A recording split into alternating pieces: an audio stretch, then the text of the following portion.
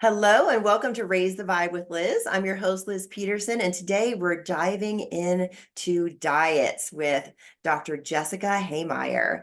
So, Dr. Jessie Hehmeyer is a physician founder of Well Empowered, where she practices heart-centered, data-driven functional medicine. She created Well Empowered with one commitment in mind: providing you the foundation of health and vitality that allows you to fully bring your gift to the world by taking a root cause natural medicine approach fueled by loving devotion and science. In working one-on-one and with groups, Dr. H's guidance balances science and heart, giving you the information, inspiration, and strategies needed to produce transformative health outcomes. Dr. H earned her Master of Science in Nutrition and Functional Medicine from the University of Western States, Doctor of Chiropractic Medicine from Natural University of Health Sciences, and Bachelor's of Arts from UCLA. She is an IFM certified practitioner, a licensed dietitian nutritionist, a certified nutrition specialist, and has learned from physicians at the forefront of functional medicine, including Dr. Mark Hyman and Dr. Tom O'Brien. Jessie, welcome to the show. Thank you so much, Liz. It's a pleasure to be here with you and your community. Thank you. Now, this is really off topic for me and my podcast, but I thought it would be really great to bring in the health as far as like vision of vitality, health being sacred and a gateway to healing. But first, I want to start with what brought you to the practice that you're doing today? Well, like most people, my own challenges, right? My own journey. And for me in particular, in my health journey, I had a long period of riding what I like to call the weight loss roller coaster, right? Really struggling with my weight and my experience of my body and my relationship with food.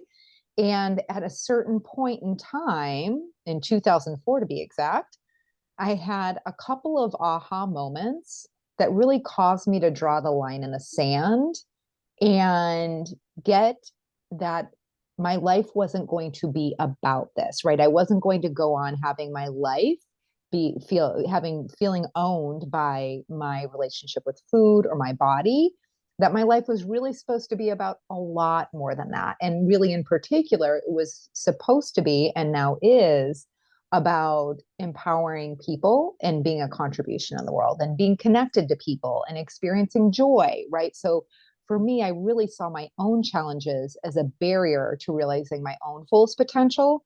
And so in my own journey of, finding my way and authoring my sacred, my journey to honoring health as sacred, I also picked up tools including, education, et cetera, so that I could guide others in their own unique journey. Yeah, because you had an interesting start. You opened up your, let's see, where is it? You were in the fitness industry early on, Yeah, earning yeah, I 7 was. certifications and founding the first intensity personal training facility at age 25. Yeah, yeah. So exactly. So in the city of Chicago, I co-founded the first high intensity strength training facility, and really the first boutique strength training facility of its kind, in Chicago, and that was in 2002. Mhm. And I was the managing partner there for about 4 years before I sold my half, and then ultimately made my way back to graduate school. Incidentally, that strength training facility is still there. There are still some of the very first clients, and still some trainers have been there for over 20 years now. And that just brings me so much joy, Wow. to visit it and be a part of it still. I Mm. bet. What were your unique struggles? Yeah. So for me, I grew up dancing. And so for those of you who grew up dancing, you probably, get what that's like, right? I love, love, love dancing, still do. But there was a lot of time spent in front of a mirror. And I think for most of us now, a lot of people in the world understand what that's like by way of, Instagram, social media, the feeling of always being in front of the camera or a mirror of sorts. And for about 15 years or so, it really was this weight loss roller coaster experience. It was the experience of deprivation or overindulgence. Those really felt to me like the two options, the two ways of caring for myself. And, when I got that, that really wasn't working for me, right? It wasn't producing the outcomes I cared about. And it certainly didn't leave me feeling empowered, right? It allowed me to get curious about what would it be to self-author a new path. And that's where I came up with this idea of authoring my vision of vitality. Now, I didn't call it that at the time, but that is what I call it now. So back in 2004, I authored my vision of vitality and began a journey that was based on curiosity and self love rather than self aggression, which is really what I see that all or nothing, that deprivation or overindulgence paradigm Mhm. being born of, right? It's in either of those scenarios, whether we're engaging in overindulgence or deprivation, it's not the experience of self-love. It really is. It's the experience of self-aggression. Mhm. Oh, I love that self-aggression because we normally don't look at it in that viewpoint that we're the aggressor against ourselves when we're forcing us to either deprive ourselves of, something that we really desire or we overindulge for various different reasons. So I want to talk about that because that's the diet roller coaster is, Mhm. like I'm eating, oh, I'm overindulging too much. I've put on 10 pounds now on vacation or after a loss or an emotional experience. And then we go into deprivation thinking that's the way to lose the weight. What is a better way? Yeah, a better way. So, a better way to me really does begin with authoring your vision of vitality. And another way we might say that, Liz, is authoring your intention for your health in your life. And in my world, intention isn't just, it isn't outcomes in the way we traditionally think about outcomes. It's more experiential uh, future, right? So as opposed to, okay, my intention is to lose 10 pounds. Okay, really? Has that ever been compelling for anyone? I don't think so, right? If it was, it would keep being someone's intention because they'd get there and it'd be Right. done, right? So by intention, I mean, what is your intended experience of yourself or of your body, of your health? What is your intended experience? Right? So you might say something like, I'm empowered by my body's ability, by how it feels, by how it looks, whatever's there for you. So you want to really look for yourself about what your intended experience is. Or there might be something about the way you intend to care for your body, right? I tend to my body with love. Maybe that's an intention for you. And then the other part of one's intention is looking at what that makes available, right? Being freed up allows me to in my health and my body allows me to fully contribute my gifts to the world. That would be an example of taking your intended experience and really looking at what does that make possible for me. So really those key components are intended experience and what becomes available. And the reason why those are so important is, from decades of working with people, I've really seen that none of us, we don't buy what we do, we buy why we do it. Right? Mhm. It's when we can really tap into our why, like our deep heartfelt why, not like the surfacey why that might initially be there, but when we can go inward and really look at why is this deeply important to me and tap into that and stay connected to it, and then begin to journey in a way that allows us to live aligned with that, like not good, bad, right, wrong, but really, relating to that intention, Mhm. the what and the why as the North Star. Mm. Gosh, I love that too, because it takes it really into that self-love space where we're going into a journey of self-discovery and coming out of self-judgment. Because we all, me, my friends, I've heard tons of people say, oh, that 10 pounds, and never being able to get rid of it, or, yo-yoing back and forth. And then, you've taken it and authored the new path of looking at it from a different perspective. And I love looking at things from different perspective because it shifts our mindset. 100%, 100%. Most of the things I believe for all of us, at least in my experience, is if we're if we have that feeling of like beating our heads against the wall, like, oh my gosh, what is it? Why do I keep struggling in this area? Right? There is something we're not seeing, right? There is something, a blind spot or a perspective shift that fundamentally will be required and will be revealed with time if we stay with it, right? If we keep looking, asking the universe, looking for a new perspective, new solution, those things will appear for us. What are some of the new perspective and solutions that you found by helping your clients dive into what is the intention for myself? Yeah, well, so a couple of new perspectives. One is, giving up any conversations about what we can or can't have, or even should or shouldn't do, right? Can and can't, or should or shouldn't. There's a little bit of, you can kind of sense the morality in it, like, oh, I'm good if I do that and I'm bad if I don't, right? And that morality mixed into our choices in this area of life is just not a good fit, right? It doesn't serve us. In other words, it doesn't allow us to arrive at our intended experience of our health. It doesn't allow us to live true to our vision of vitality. It really keeps us in this vicious circle. It breeds shame. And fundamentally, shame is not, fertilizer for evolution. No. So, seeing those conversations and letting them go is a really, opens up a whole new world in the way of perspective. A few other things that I would say tag on to that is really, it's just not true, right? There's nothing you can or can't do.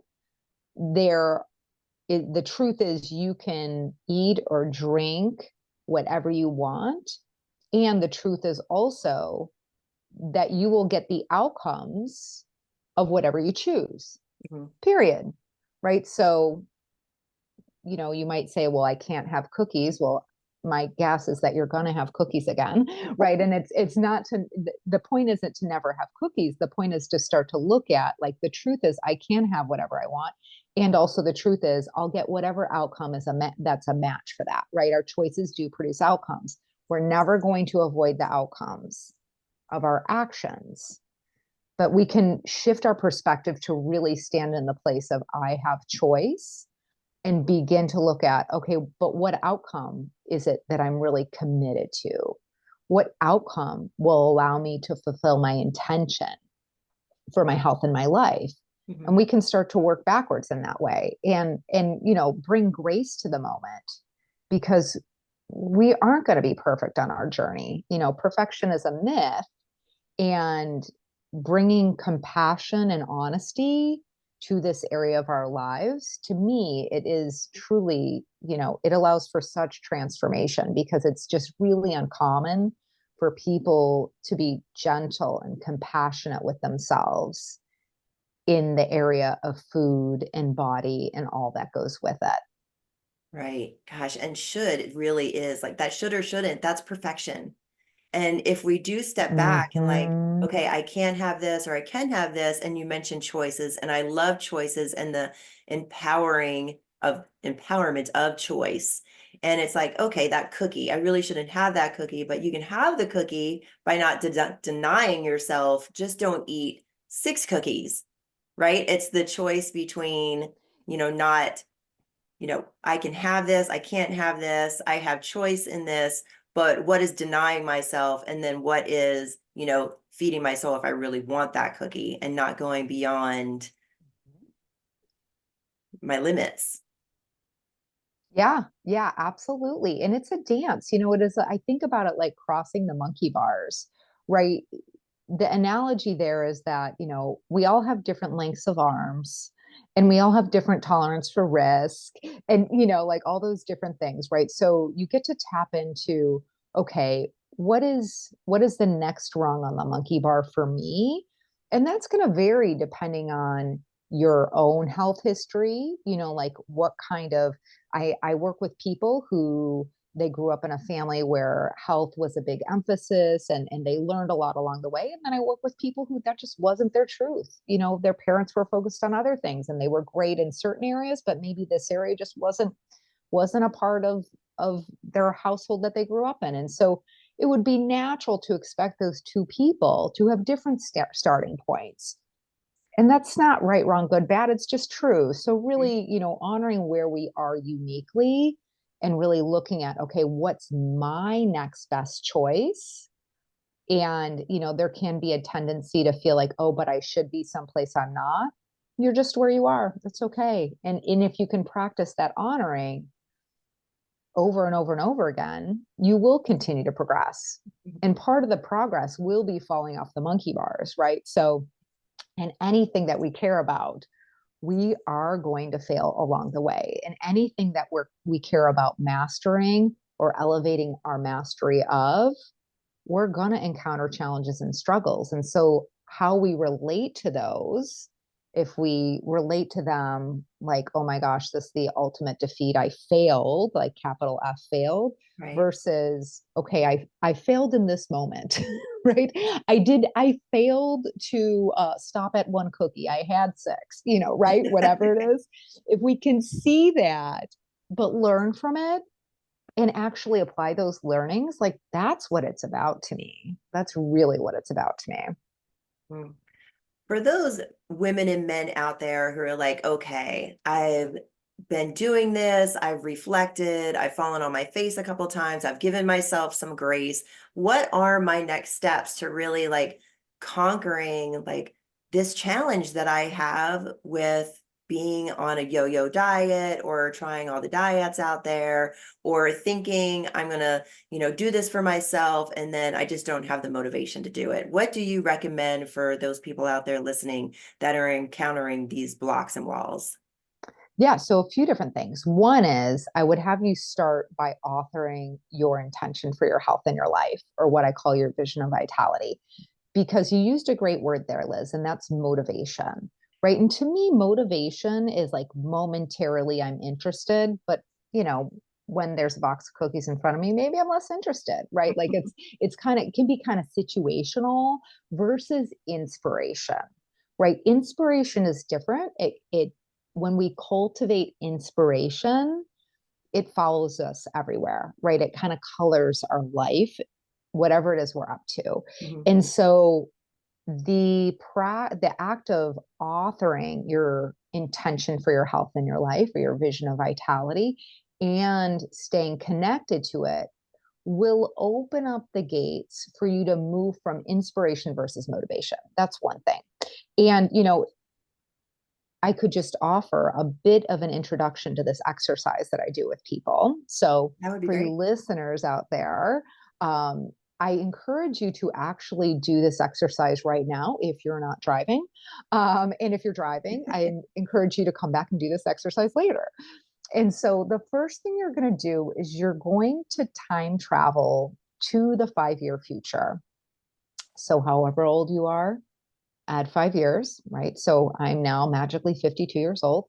And you're going to tell the story of what it is to be you in this 5 year future with your health and vitality as you intend and desire it occur, right? So, you might envision yourself getting dressed in the morning and the ease of selecting clothes or how those clothes look so great on you, or what it's like to walk out the door with your shoulders back and feeling super confident in your body and in yourself.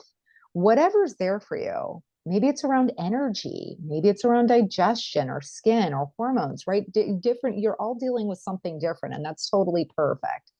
But my invitation is to tell that story of you thriving in 5 years from now and tell it in first person present tense, right? So I'm 52 years old and my body is strong and healthy and resilient. Whatever's there for you, I'm full of energy. I joyfully engage with others in the world, whatever's there for you.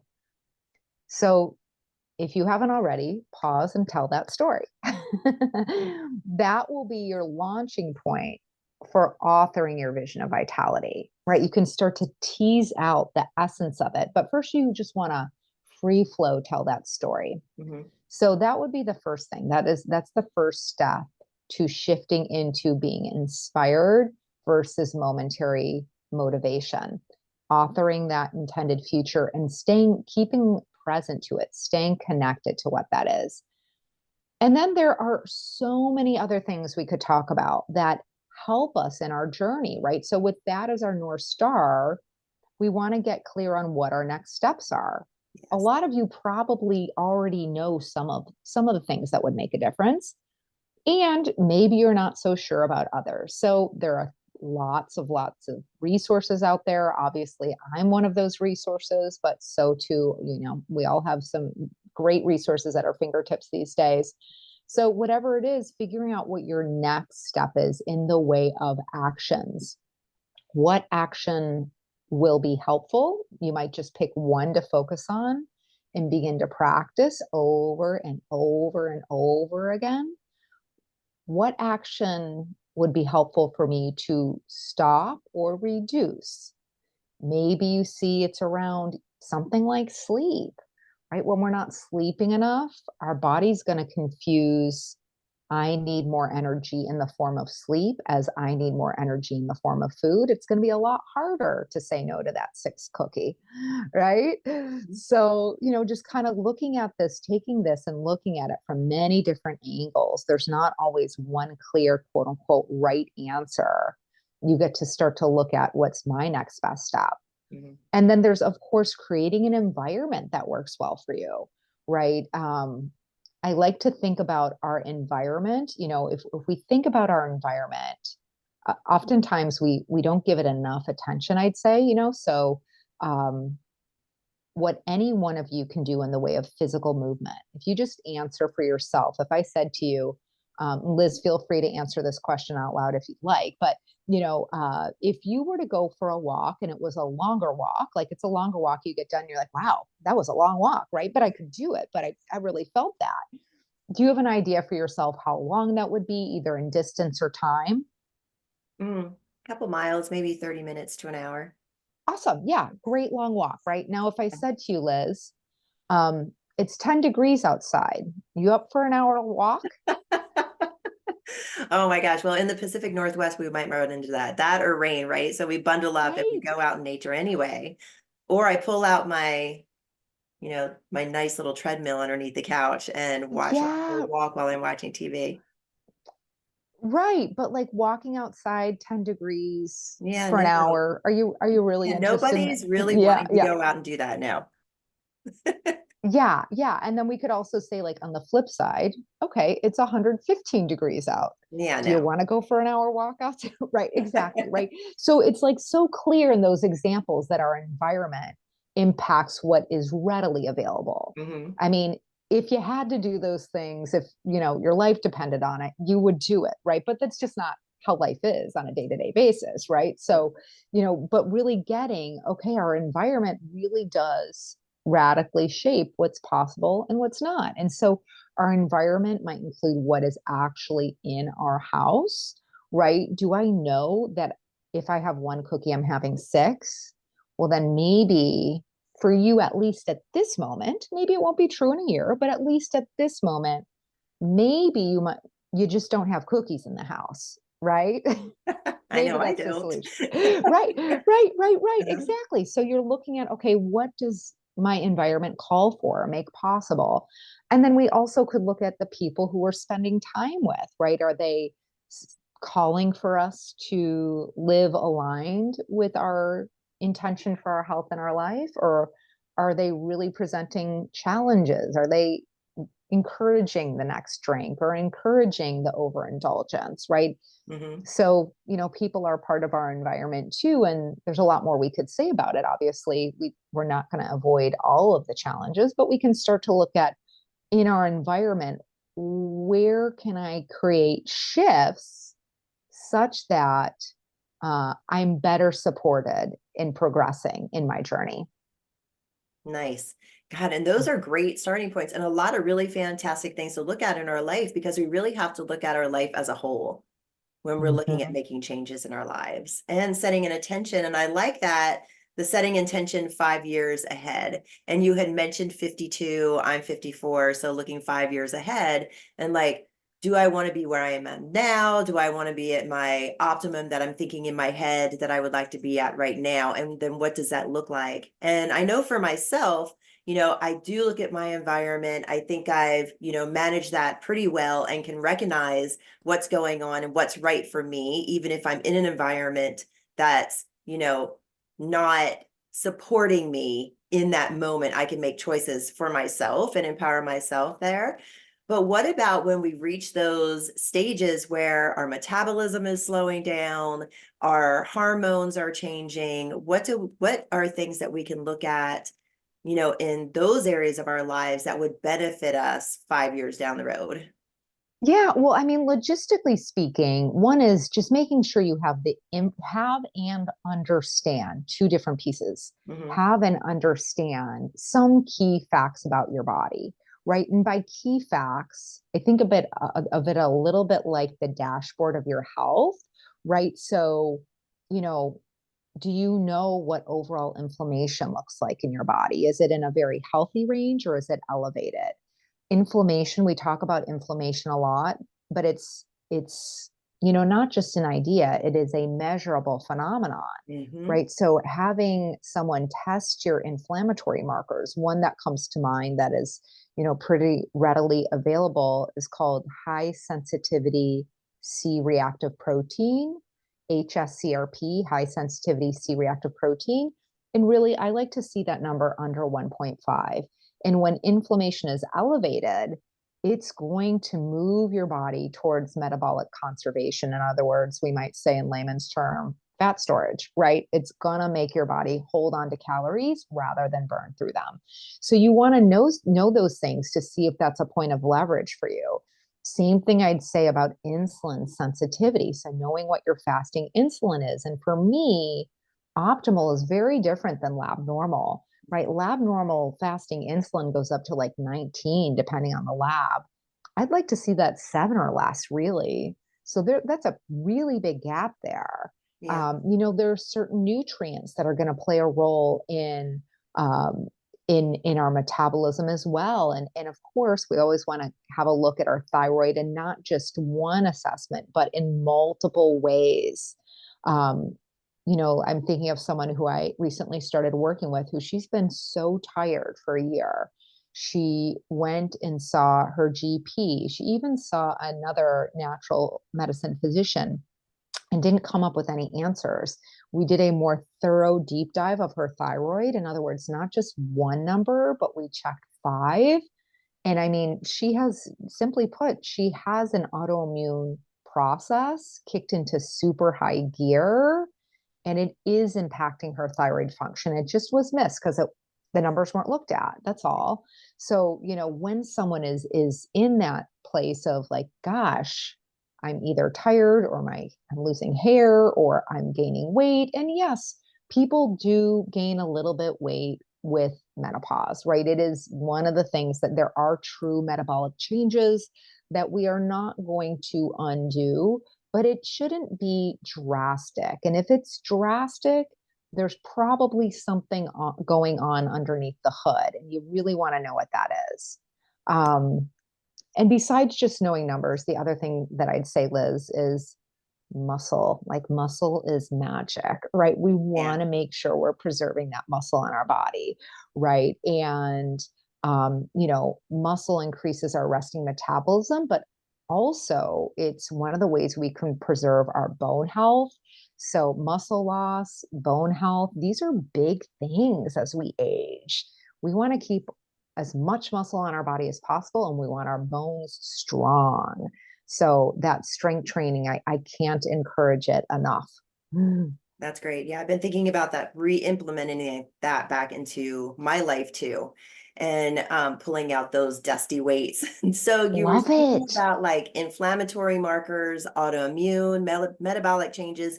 What do you say to the person who's got inflammation, who has an autoimmune disease, who's looking at like, okay, weight training, but I hurt already. So how do I implement, strength training back into my life when I don't want to add any more discomfort?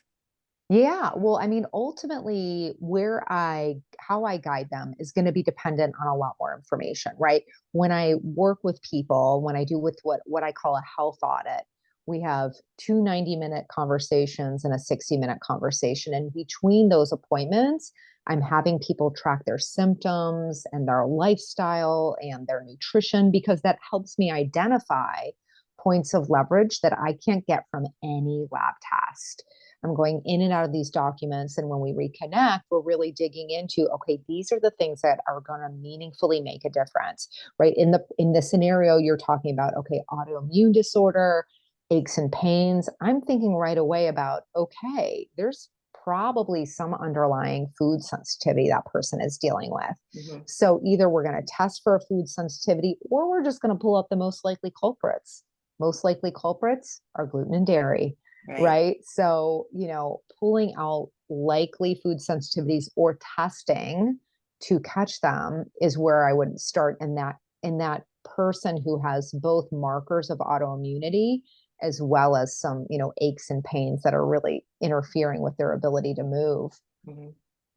I also watched a program recently on Netflix, Hack Your Health, and it's secrets of your gut. And the microbiome, I had no idea that, I heard a little bit, over the years, but after watching this documentary, had no idea the role it actually plays, and that we have like this predisposition in our gut, that we have to work with. So for those of us who are looking, at all of these things, and we're actually like looking into our bodies and we're looking into our guts, what are some things that we can shift within ourselves to like bring ourselves to, more to balance?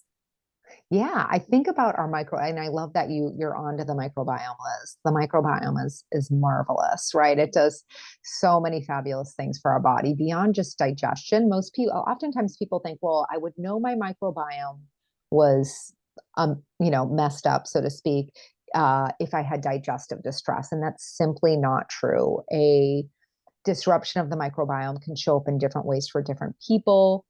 Recurrent infections for some people, recurrent infections like, oh, I keep getting colds or, whatever the case may be. Or it could show up as disturbances in mood. It can show up as difficulty maintaining stable blood sugar. So fundamentally leading to something more like diabetes or prediabetes. So lots of different things that our microbiome impacts. In the way of caring for a healthy microbiome, there is what we can do to cultivate a microbiome that allows us to thrive and what interferes with it, right? So there's like the yes and the less list. I think about it like that, right? And the yes list is simply put like lots of fiber. Those good bugs in our microbiome, what they thrive off of is fiber. And the bad bugs in our microbiome, what they thrive off of is sugar. Mm. Sugar and simple carbs, right? Simple carbs being things like white rice or pasta or bread. Those are things that the bad bugs in our microbiome thrive off of. And so there's always a balance, right? We want to feed the good bugs and we want to minimize the growth of the bad bugs.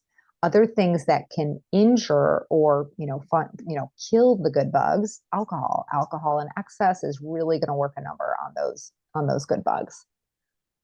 Right. If we've got, things in our diet that, say sugar and these sorts of things. And I, listened to a previous interview where you're like, sugar is like the worst thing for the diet and the number one thing that we should cut out. But for somebody who's like starting to look at their diet, like, oh my gosh, I have like an excess of sugar in my diet. Like, Mhm. what can I do to like rewrite or kind of reprogram myself out of Mhm. these bad habits? Two things I'd say. One is, well, three I'll give you. The first thing I'd say is remember what your intention is for your health and your life, right? So begin moving with that as the foundation for engaging in the question, right? Because making nutritional shifts can be difficult. They're not all likely going to be difficult for you, but some will be difficult and some won't be. That's how life is, right? So as you start to engage in that, like, okay, how could I reduce my sugar? Maybe like me, I know at one point in my life, I was a total sugar addict. And that was one of my things was like, I am not going to be owned by sugar. No way. I am done being owned by sugar. And, I'm not anymore. It's just not a big deal, but I certainly didn't start at that point. It took me time to get there. But where I would invite you to start, if you're someone who really does wrestle with sugar cravings, beyond connecting to your intention for your health in your life, is I would invite you to start by actually writing down how many grams of sugar you're having at every meal, at every snack, anytime you have a beverage that might have sugar in it. So start to get present to what the truth is, right? Is there 9 grams of sugar in that? Or is it 35, right? You're going to do a little bit of math because you're going to have to adjust for whatever quantity of things you're doing. But if you take this practice on and you do it really only for a week, you'll be amazed by what you learn and what you see. And that's where we start. We just have to start by gathering facts. And, going back to that conversation where we started at, just a bit ago on shame, right? Shame interferes with our willingness to see the facts, right? So if we can just put that to the side and just get into a practice for 1 week of, okay, let's look at grams of sugar. Let's look at grams of sugar over and over and over again. You'll learn things in the process, and you'll likely, whether you know it or not, start to make slightly different choices just based on what you're seeing. Mm-hmm.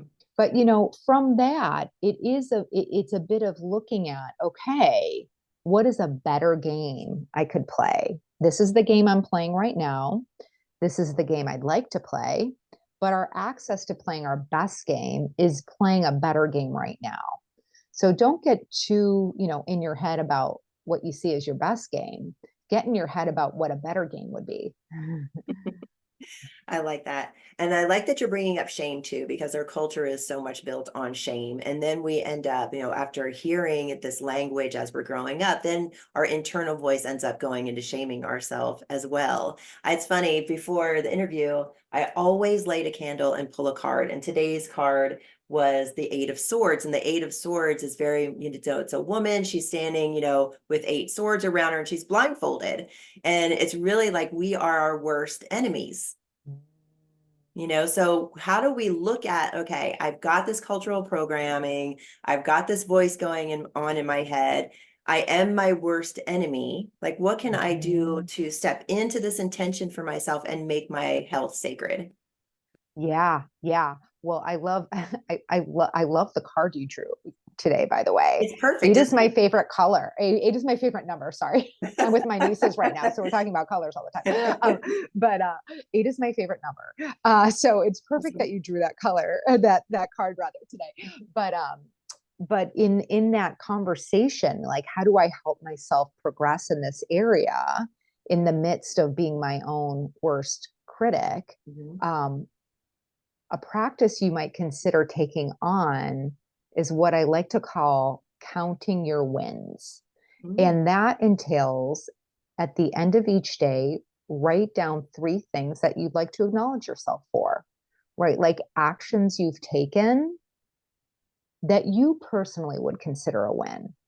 And only you get to call it a win. Nobody else has say on it, and it's nobody's business what you put on that piece of paper. So you really might say, I had 6 cookies instead of 8. If that's a win for you, then I'm going to cheer, really.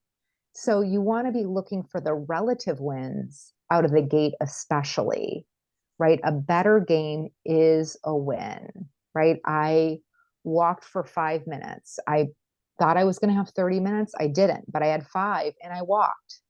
Yesterday I wouldn't have walked. Today I walked. I took the 5 minutes and I walked. Okay, great. That's a win. So really cultivating a practice of self-acknowledgement, and not in a way that is, falsifying wins, right? You're not looking for an out of doing the work. You're just looking to acknowledge yourself for the truth of the work you've done. And, it's kind of like a kiddo who's learning to walk.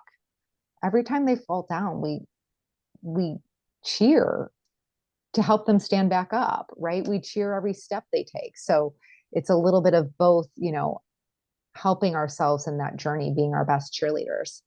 No, and I love that too, because we're acknowledging the positive things that we're doing in our lives. And that takes us out of focusing on the negative, which I really Mm-hmm. appreciate, because so often we can, have that language. Oh, I did this. Oh, I did that. Oh, gosh, I was at this party and I ate the cake. And, we kind of beat ourselves up. But if we acknowledge, like, oh, but before the party, I went on a long walk and I did my yoga practice and meditation, then we're, turning our focus back to the positive things that we're doing and acknowledging those things instead of keeping our focus on the negative. And we all know, like, where our attention or where our focus is, that's where our attention is, that's where our energy goes.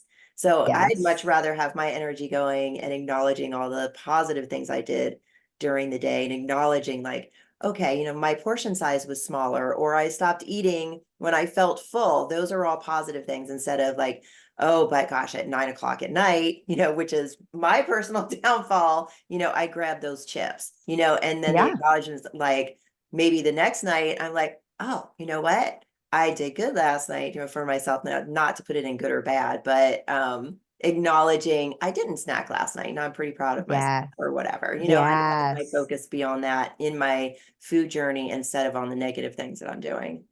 Absolutely. Absolutely. Yeah. And I love that you chose that word proud of, proud. I'm proud of myself. Yeah. Like really taking a moment to feel proud of yourself, right? In those little moments, like it warrants feeling proud of yourself.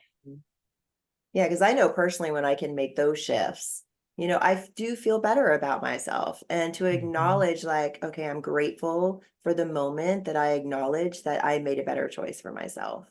I think that's Mhm. important.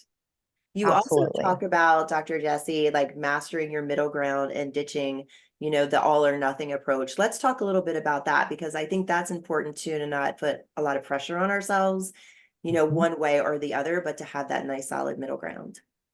Yeah, it really is, it's the dance of knowing that I think about it a little bit like if you've ever taken a kid to a bowling alley and they put the things in the bumper, like the little bumpers that the ball bounces off of, Uh-huh. it's like creating for yourself, okay, what's not too tight, not too loose, right? Having some idea of what amount of bend is the sweet spot for you, right? Because being too rigid, just like a tree that's too rigid is going to fall over in the first storm. It's going to break, right? And a tree that's too flexible is not going to be able to stand up straight. So we want to figure out for ourselves what is not too tight and what is not too loose. That sweet spot middle ground. And it takes a little bit of discovery, right? You might discover that, okay, on reflection last night, I did overindulge. Either I didn't feel well, like I actually physically didn't feel great afterwards, or I just wasn't proud of myself afterwards. And maybe it's a little bit of both. Being able to see that and giving a little more structure to that. What was it that didn't work? Oh, you know what? 3 glasses of wine doesn't work for me. Two's okay. Three's too much. Or, for some of you, it might be none is the right amount, right? You get to see for yourself what that is. But being in that inquiry, because only you can author that, you can author what's that not too tight, not too loose, right? And that not too tight aspect, right? There's a woman who I'm working with who is just doing beautiful work, and it's so fun to be a part of her journey. And one of the things she's seen is that historically she would inevitably, in her pursuit of, quote unquote weight loss, she would get into a deprivation mindset. It would be like, okay, just a little less and a little less and a little less and a little less, and then she would be at a place that was totally unsustainable, where she was hungry and grouchy, and then she'd throw the baby out with the bathwater, Yeah. right? And so, one of the great things she's been doing in this new journey, right, this new era of mastering her middle ground, is being aware of the internal conversation that tends to, kind of pull her that way, and ultimately saying, no, thank you, I'm going to bend a little bit here. So it really does take some slowing down and mindfulness so that you can see for yourself, what is that sweet spot for me? And your sweet spot is going to be different on a Wednesday afternoon than when you're on vacation and on a Friday night, right? Different Right. environments, you're going to find a different definition of middle ground. And that is why, to me, this area of our life is it offers so many lessons for us. With the challenges comes so many riches. I like that you pointed that out too, that it's not just one single middle ground too. It varies depending what Mhm. our environment looks like also. Mhm. Yeah. Yeah, yeah. I mean, it should be different. If you're on vacation with your family in Mexico, like you should be making a different choice on a Friday night than you do on a Wednesday workday. Definitely. You also talk about, using your cravings to wake up. And I think that that brings in that mindfulness that you were talking about. So how can we, use our cravings to benefit our health journey?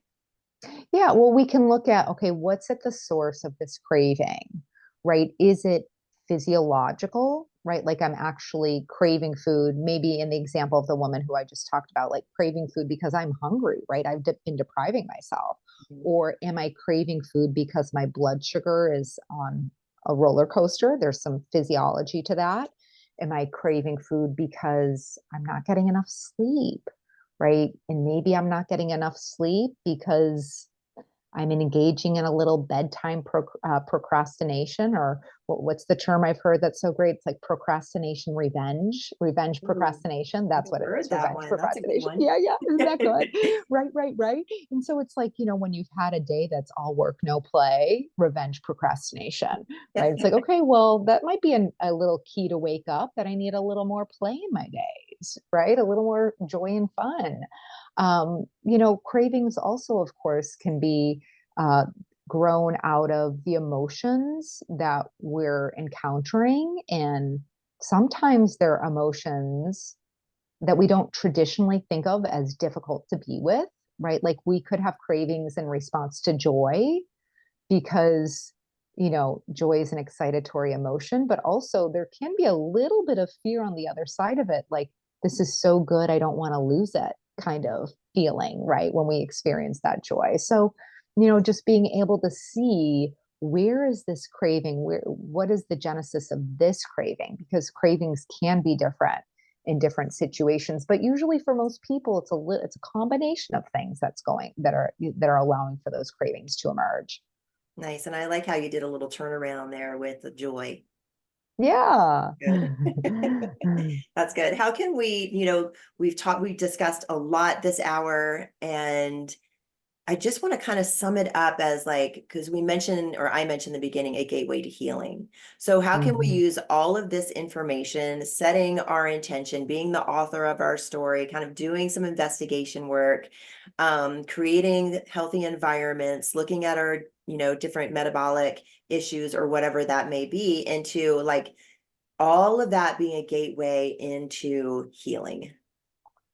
Yeah. Well, I mean, to me, our health and vitality creates the foundation for everything to occur. And for those of you who are listening and really identify with this struggle with body and your weight and food, you know, in your journey, you will naturally engage in work that will heal old wounds, right? And some of that will be done in shifting your perspective and really focusing on your intention. Some of that will be done through just moving energy, right? Like actual movement of your body that moves energy and allows for healing in ways that it's really hard to, give words to. Mhm. So, when we step into a new journey of authoring our middle ground and moving from self love, invariably we will encounter our barriers to healing and we will work through and begin to heal those wounds at deeper and deeper levels as we progress. I love that too, because it kind of summarizes like what we've been looking at, like a lot of different things that we've been discussing, like that you know, those old stories about ourselves, or, Mhm. that shame that we bumped into from childhood or something Yeah. like that. And when we are on this journey of, you know, health as far as our diet is concerned and what we're feeding ourselves on a daily basis, it does bump into those old wounds and how we used to function. And it very much is, learning how to function in a different way and not Mm. from those old coping mechanisms. Absolutely. Yep. Yeah, Hmm. I love that you pointed that out. Hmm. Is there anything else that we're missing that would benefit us on our journey, through this self-discovery, through this vision of vitality, through creating our story and knowing our intention? Well, I mean, there are many things, of course, but one thing that I would invite, everyone to take on today and, throughout your day today and throughout your week ahead is engaging in a question called, what is my best game right now? What is my best game right now? Right. And you could bring that question to, nutrition, what you're eating or drinking, but you could also bring that question to movement. You might bring that question to your sleep. You might bring that question to your work, right? You realize, oh my goodness, it's 11 o'clock and I'm still sitting in front of my computer and I said I'd get up an hour ago, right? So, really just bringing that question, what is my best game right now, to the moment you're encountering, and leaning into your wisdom to answer that question and then honor your answer. Well, I love that. And one more question I love to ask my guests: what is a jewel of wisdom that you would like to leave our listeners with today? Oh my gosh, a jewel of wisdom. What comes to mind? This is kind of funny. I don't know if you did this when you were in high school, but senior year in high school, the seniors got to choose their favorite quote, and one of the Mhm. quote that I chose, I still think is like just so beautiful and true. And the quote is, "What we call failure is not the falling down, but the staying down." Right. So really just remembering that every step of the way, what we call falling down, what we call failure is not the falling down, but staying down. Oh, I love that, Dr. Jessie. Thank you so much. It's been such a My pleasure pleasure. to have you. How can people reach you? And do you have an offer for our listeners Yeah, today? absolutely. Yeah. So, first of all, the offer is you are, all of your listeners, you are gifted with 10% off if you feel like partnering would be of service to you. And, how you can find me is at wellempowered.com. I offer complimentary 30-minute consultations. So you can grab a spot on my calendar and just make sure you let me know Liz sent you here. And then on Instagram, you can find me at Well Empowered. Awesome. That's perfect. Thank you so much, Dr. Jessie. I really appreciate that. And I really appreciate you having you coming on the show. I think it's been a fabulous conversation, and there's been a lot of really positive information that we can pass on to our listeners. And I really appreciate having you on the show today. Thank you so much for joining me. Thank you so much, Liz. It's been a total pleasure to be here with you and your community. Thank you. And thank you everyone for joining us. Again, I'm Liz Peterson, and this is Raise the Vibe with Liz. You can find me everywhere at Raise the Vibe with Liz. And remember to get out there and raise the vibe, everybody. Have a great day, and thank you for joining us. Bye now.